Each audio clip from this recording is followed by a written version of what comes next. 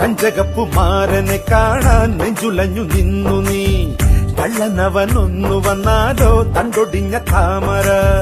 താനീ പൂച്ചൊരിയും ചെമ്പകപ്പും കാപ്പിനുള്ളിൽ രാവിൽ വന്നട